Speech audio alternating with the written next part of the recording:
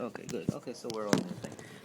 That's the way it works. That's the way it works. Okay, however it works, it works. Okay, so the purpose of the class is again, like we said, is so that we get an in-depth knowledge, right, of what we're doing. We do a lot of these things every day, of course, tzizit, tefillin, etc. All the other mitzvot that we're going to do, and we're going to go through the.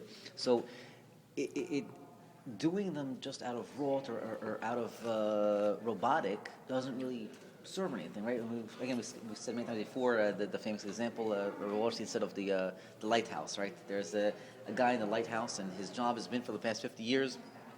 He lights the lamp, and when he waves the lamp, the ships know that another ship is coming, so it knows to go around. Okay, 50 years, this is what they've been doing.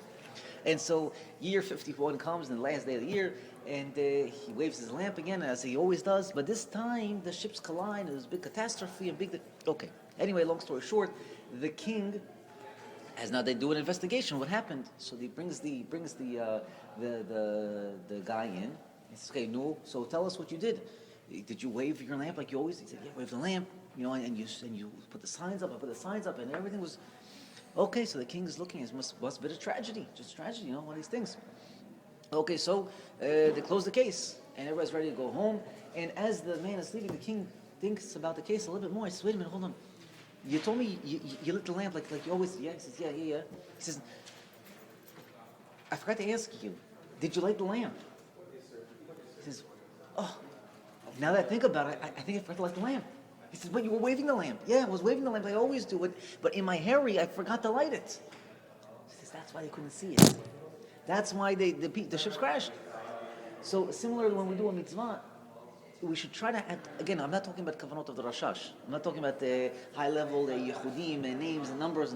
Eventually. Our goal is to get there. But even on a simple level, what are we doing and why are we doing these things? So that every time we're going to put the talit on, like we're going to discuss tonight, we should just think about these little things. And especially with the talit, we're going to see that the talit is one of the constant things that we do. If there's a mitzvah that we're always involved in it, one of the mitzvot, again, not 100%, but one of the mitzvot is the talit.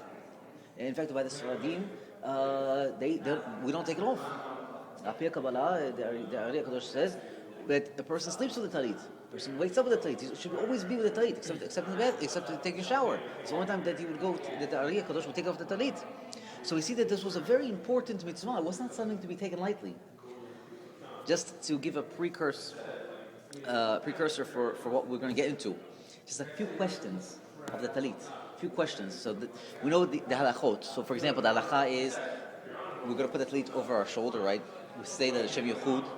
We're going to take the strings, and Ben Ish Chai says we look at the strings. There's some minhagim that even person should imagine that there's a blue string, because there used to be a blue string. You should imagine there's a blue string on it. Okay? The person is going to take it, make a bracha. We don't kiss it. Okay? Again, just a few halachot. We don't kiss it because this is called a hefsek. This is a stop. So, the person takes the talit, makes a bracha. Right away he should wrap. He's going to wrap his head first, right? He's going to take one side, throw it over. He's going to wait about 4 or 5 seconds. Then take the next side, throw it over his shoulder. When both sides are on his shoulder, waits another about 4 seconds, takes it off, spreads it down. That's it. And that's the talit. He has then completed the wrapping of the talit. So the question becomes a few questions. First of all, we should know that the talit is only requirement with the tzizit, the tzizit, which is on the talit, is only a requirement on a 4-cornered garment.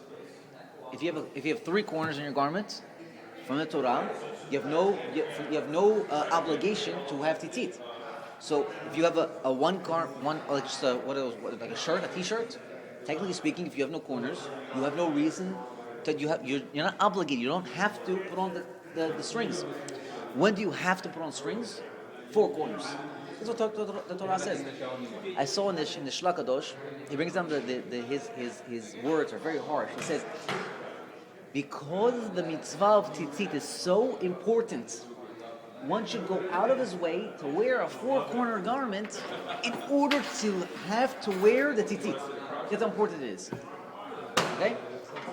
And this is very odd because you won't find another mitzvah where you have to force yourself to become obligated. It's a weird. It's like in order for us to have to do a lulav, we should have to jump up and down.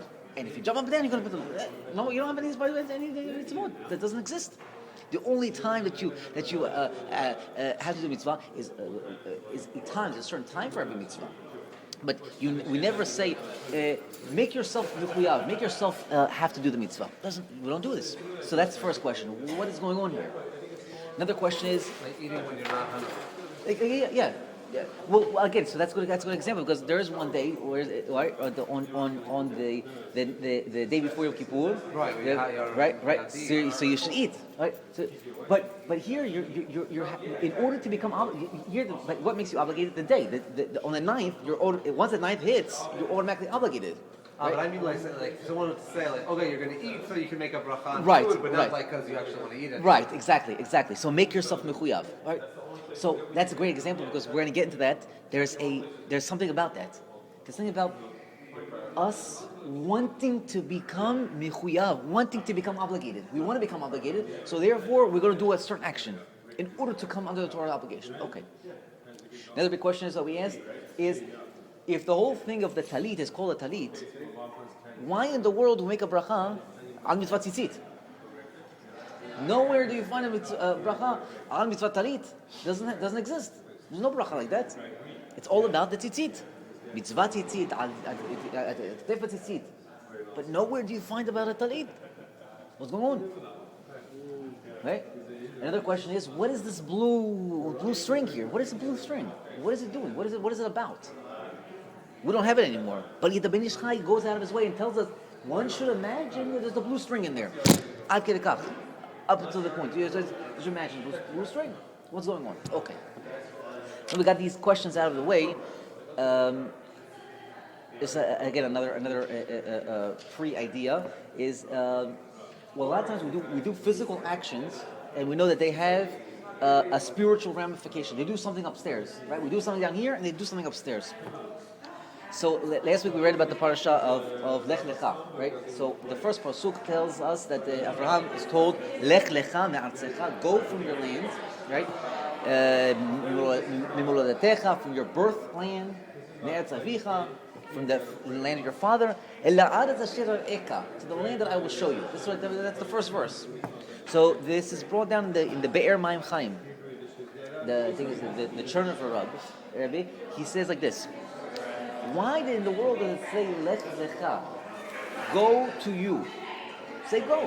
Mr. Torani, go to you to Acme. What? You mean go to Acme? You mean go to you to Acme?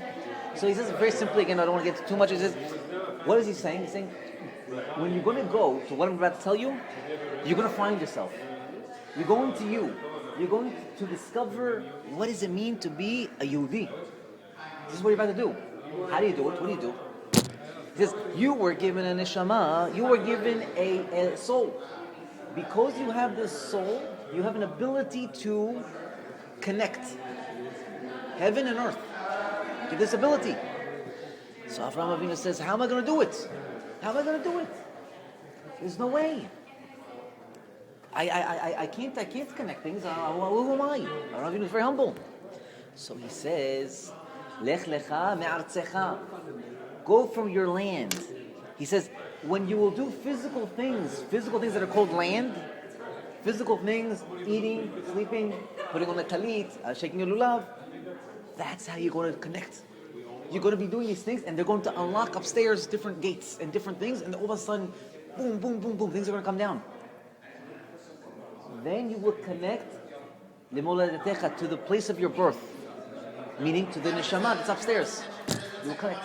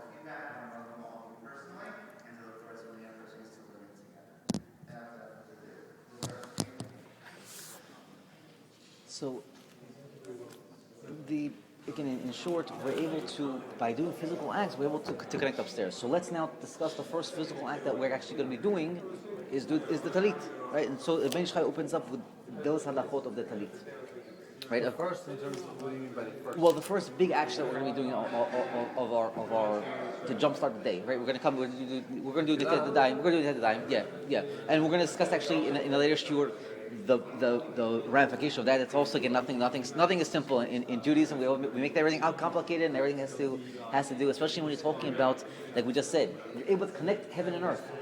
Well, I don't see any heaven and earth coming down. Because every action has in it, unlocked inside of it, a godly message. And our opportunity by learning these things is to unlock those things, unlock the messages, basically. So we're going to be given tonight, and the set of these shiurim is the purpose is to get a code, and you're going to be taking this code, and every time you're going to be doing action, you'll be able to unlock through these codes the action, what you're doing. Make sense? So he begins with the talit in the parsha of Bereshit, and so again, like we said before, the BIH used to give these halachot for 4 hours every Shabbat. But again, I see from last time we started with 12, we went down to. I think we scared people off with the hours. Dan's the one who told me to come. I'm surprised he isn't here. He's the one who's giving me updates all day. It's because of the government shutdown. Everybody's like, but he knew that halakha itself was very dry, and people needed something behind it. So he would give a hagdama, a pre thing, and the pre thing was. The problem is that he writes a Kabbalah. Everything is very, very deep. So to explain his 1.5 pages, we're going to need like a 4-hour class. Okay, so we'll try to condense it into less than that. Okay, so we'll start like this. God creates Adam. Okay, He creates Adam for what purpose? And again, this is if you look in the Mesiyat Yesharim, chapter 1, this is what it is about. Chapter 1, this is what we're going to talk about. Mesiyat Yesharim, chapter 1. I think he says there, Yesod. Well, I that's what I thought it was. It wasn't Yesod. Right. So that's actually what if we would title this class, we would say Yesod HaYesodot V'Shoresh Avodah. Right. The secret of all secrets, the foundation of everything you're going to do, and the source of all of your avodah Hashem is actually found in the talit. So tonight, Hashem will unlock the entire secret of physicality. That's the talit in a nutshell. The secret of physicality is the talit. Does that mean that there's an inyan to tie your own talit? Like you should write your own separate talit? For sure. Yeah, because again, there's going to be certain kavanot. I don't know if the guy who wrapped my tzizit, did he do this, or is he just a mikzoah? Is he mikzoi? That's his job. So he wraps. He knows that he's good with fisherman knots or whatever. I don't know. Assuming he does, but who knows? I don't know. Right? Okay. So God creates Adam, and the whole purpose that He creates Adam is to give him good. Give him good. That's all. I want to give him good. Right? We know a person has